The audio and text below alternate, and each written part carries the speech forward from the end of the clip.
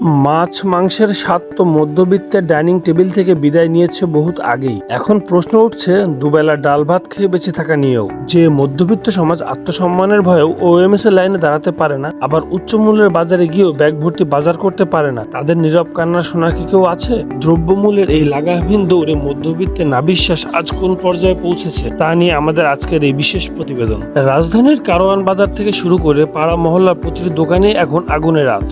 মাত্র এক সপ্তাহের ব্যবধানে চালের দাম বেড়েছে কেজিতে 5 থেকে 10 টাকা। পেঁয়াজ, আলু কিংবা ভোজ্য তেল এমন কোনো নিত্যপণ্য নেই যার দাম আজ সাধারণ মানুষের নাগালে আছে। খুচরো বিক্রেতারা বলছে পাইকারি বাজারের দাম বেশি হওয়ায় তাদের কিছু করার নেই, কিন্তু সাধারণ ক্রেতার প্রশ্ন, বিশ্ববাজারে দাম কমলে তার প্রভাব আমাদের বাজারে কেন পড়ে না? একজন বেসরকারি চাকরিজীবী বলেন, বেতন বাড়ে বছরে একবার, কিন্তু জিনিসের দাম বাড়ে মাসে 4 বার। ঘর ভাড়া, বাচ্চার স্কুল আর যাতায়াতের খরচ মিটিয়ে হাতে যা থাকে তা দিয়ে এখন বাজারের অর্ধেক ব্যাগও ভরে না। এই দীর্ঘশ্বাস এখন কেবল একজনের নয়, কোটি কোটি মধ্যবিত্ত পরিবারের, যারা মুখ ফুটে কাউকে বলতে পারছে না, আবার এই যন্ত্রণাদায়ক বাস্তবতা সহ করতে পারছে না। অনেকেই এখন বাধ্য হয়ে খাবারের তালিকা থেকে পুষ্টিকর উপাদান ছেটে ফেলেছেন। অর্থনীতিবিদরা মনে করেন সরবরাহ ব্যবস্থা ত্রুটি এবং বড় ব্যবসায়ী বা সিন্ডিকেটের কারসাজি এই কৃত্রিম সংকটের মূল কারণ।